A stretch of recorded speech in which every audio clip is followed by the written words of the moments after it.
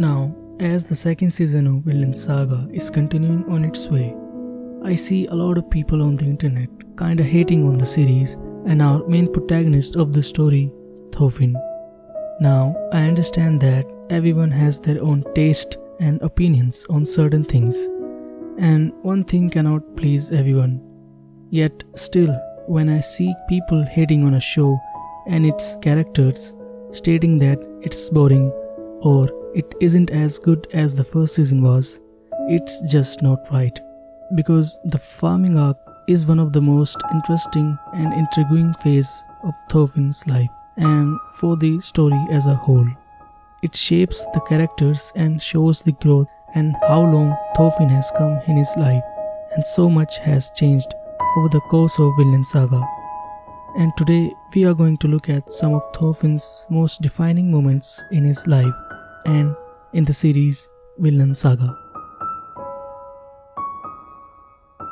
Thorfinn is the main protagonist of the Vinland Saga, and throughout the story, Thorfinn witnesses events that shapes him as a character, and as a kid, he was nothing more than any innocent kid of his age who grew up in a loving family and in a small community of people in Iceland.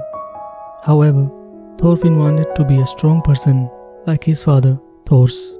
But sadly, later in the story, Thorfinn's entire life came crashing down when he snuck on board Thor's ship. But as the story progresses, Thorfinn's become a ruthless killer who didn't hesitate to murder anyone. But thankfully, Thorfinn didn't remain the same person forever over the course of the series. Thorfinn was involved in various events that shaped him into the person that he is now.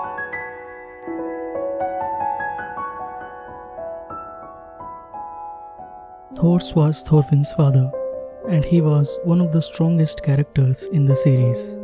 He gave up his life as a warrior to be able to live happily with his wife and family.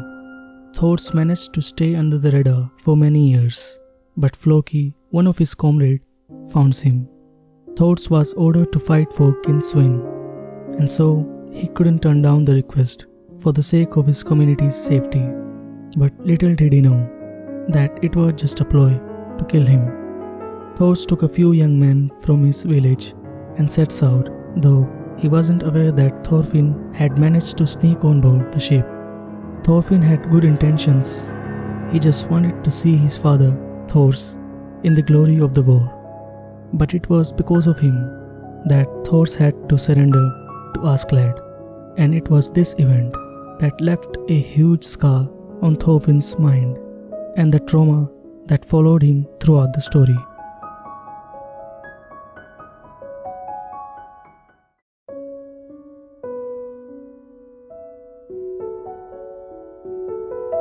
After witnessing his father's death, Thorfinn's heart was filled with vengeance, and all he ever wanted to do was to kill Askeladd.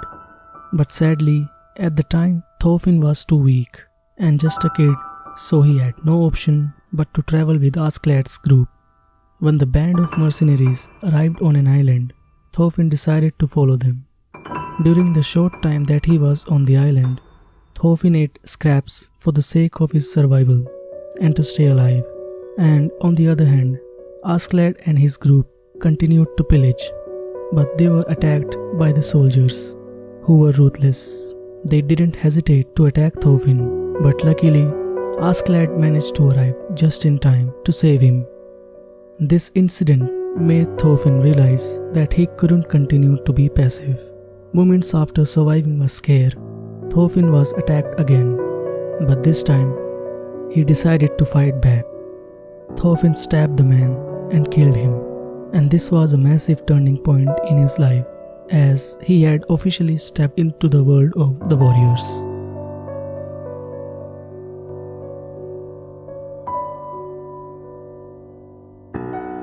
Now, throughout the journey, Thorfinn continued to be a part of Askeladd's mercenary group, as he wanted to challenge Askeladd later to a duel. And now, as a part of his group, Thorfinn was given many dangerous missions, which he completed without hardly any problems, and his growth as a fighter was staggering. But he still couldn't defeat Askeladd. Now, towards the end of the first season, Askeladd was almost killed by Thorkill. However, Thorfinn stepped in at the right time. He challenged Thorkill to a duel, and as expected, the veteran dominated the fight. But after seeing Thorfinn's battle with such zeal, Askeladd decided to help him. Well, initially, Thorfinn refused to listen, but Askeladd wasn't backing off either, and in the end, Thorfinn had no other option but to go along with Askeladd's plan to knock out Thorkill. And to Thorfinn's surprise, the strategy worked, and it saved their lives. Seeing Thorfinn after the fight, it was pretty clear that he had evolved both as a fighter and as a person.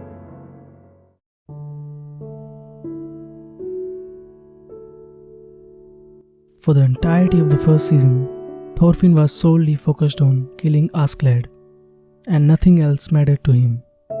Thorfinn expected that he would be the one to kill his father's murderer, but as we all know, life had other plans for him. When Canute's group traveled to meet King Sweyn, no one expected things to descend into chaos. Now as Askeladd stepped forward to receive his honor, Sweyn blackmailed him, and having been left with no other choice, Askeladd lopped off the king's head, prompting the soldiers to attack. But none of them could even scratch him, and eventually Canute stepped up and stabbed Askeladd. Thorfinn could only stand there and watch as these events unfolded before his own eyes. He approached Askeladd and kept shouting that he couldn't die before their last duel.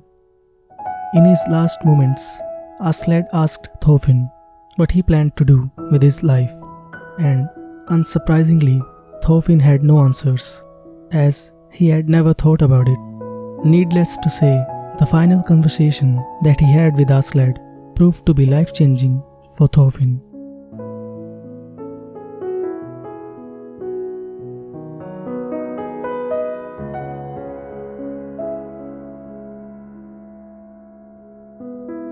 As later in the show, Thorfinn is now a grown-up, but still Askeladd's death shook him to the core, and for the most part of his life, he only ever had one goal: to kill Askeladd and to avenge his father's death. When his enemy was killed by someone else, Thorfinn fell into despair, and shortly afterward, Thorfinn ended up as a slave on Ketil's farmland. Thorfinn found it difficult to adjust to the lifestyle, but with time, everything started to fall into place. Thorfinn became a different man, and he lost all the rage. From time to time, Askeladd would appear in his mind subconsciously and talk to him about the old times and how they all fought together. But Thorfinn stayed strong till the end.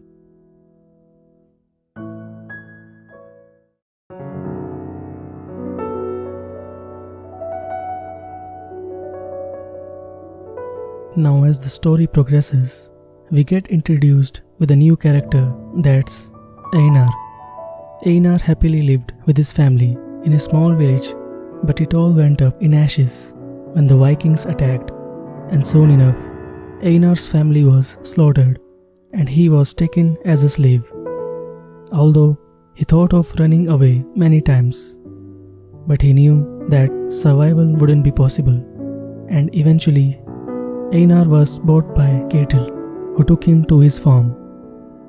Now as Einar was also a slave on the same farm, the first meeting between Einar and Thorfinn was not very eventful, but later, as the story progressed, the two became well acquainted with each other.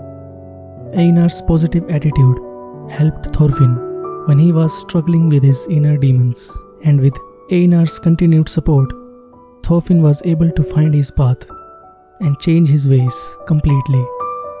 As the two were working together almost all the time, Thorfinn now had someone who understood him and in a way showed him that there's more to life.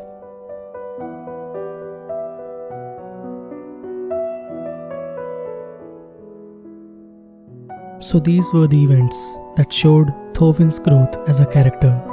So if you liked this video, so then please Share this video with your friends who are into animes or who are starting to get into animes, and subscribe to this channel for more videos like this in the future. So till then, be aware of the dark and see you guys very soon in the next video.